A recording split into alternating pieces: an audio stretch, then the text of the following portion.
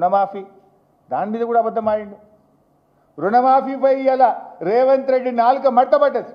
ఎన్నికల ముందు కేసీఆర్ 1,00,000 మాఫీ చేసినా అనుకుంటుండు, ఓట్లు పడతాయి అనుకుంటుండు.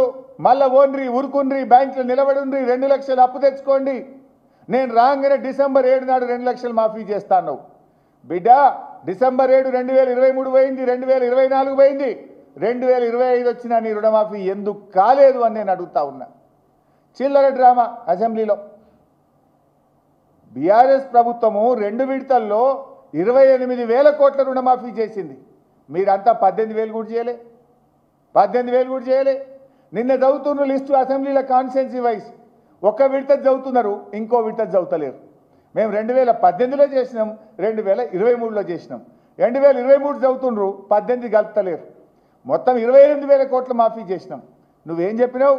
డిసెంబర్ 7 నాడు 2 లక్షల పైన మాఫీ చేస్తా, తర్వాత దేవుళ్ళ మీద ఒట్లు పెట్టి 15 ఆగస్టుకు మాఫీ చేస్తా, తర్వాత మహబూబ్ నగర్ సభలో నవంబర్ 30 నాడు మొత్తం మాఫీ చేస్తున్నా అన్నావు.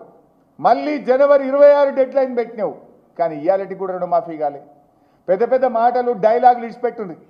నేను సవాల్ విసురుతున్న బట్టి విక్రమార్కకు, రేవంత్ రెడ్డికి, మదిరకు పోదామా, కొడంగల్కు పోదామా, సిద్దిపేటకు పోదామా, ఈ రాష్ట్రంలో ఏ ఊరుకు పోదామో చెప్పండి. ఏ ఊర్లోనైనా సంపూర్ణ రుణమాఫీ జరిగిందంటే నేను అక్కడే ముక్కు నేలకు రాస్తా, జరగకపోతే మీరు ముక్కు నేలకు రాసి క్షమాపణ చెప్తారా అని చెప్పి ఈరోజు రేవంత్ రెడ్డిని నేను అడుగుతా ఉన్నా. ఇలా రుణమాఫీ విషయంలో నాలుక మట్టబడ్డది. ఇదే రేవంత్ రెడ్డి ఏమన్నాడు? 2 లక్షల పైన వాళ్ళు డబ్బులు కట్టుండ్రి, మీకు కూడా మాఫీ చేస్తా అన్నాడు. నువ్వు ముఖ్యమంత్రివి, నీ మాట నమ్మి డబ్బులు కట్టిన పాపానికి ఇవాళటికి రుణమాఫీ అవుతలేదు. 2 రూపాయలు 3 రూపాయల మిత్తికి తెచ్చి కట్టిండ్రు. కొత్త అప్పులైనవి తప్ప ఇవాళ వాళ్ళ రుణమాఫీ ఎప్పుడు చేస్తావో దానికి ఒక సమాధానం లేదు ప్రభుత్వం నుంచి. అడుగుతా ఉన్నా, ఎప్పటిలోగా సంపూర్ణమైన రుణమాఫీ చేస్తారు?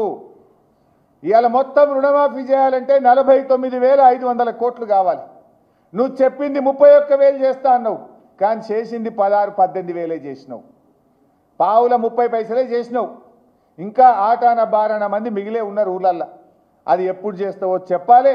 నువ్వు నిజంగా చేసినా అంటే ఏ ఊరికి పోదామో చెప్పు, ఎప్పుడు పోదామో చెప్పు, నేను మాట్లాడడానికి మీ వెంట రావడానికి సిద్ధంగా ఉన్నాం. పోదాంపా, గన్మెన్లు లేకుండా, సెక్యూరిటీ లేకుండా ఈ రాష్ట్రంలో ఏ ఊరికి పోదామప్పా, పోయి అడుగుదాంపా. ఆ కచేరీ కాడ కూర్చొని రుణమాఫీ అయిందా కాలేదా, ఏ ఊర్లో పోయి అడుగుదాం. నువ్వు రెడీగా ఉన్నావా?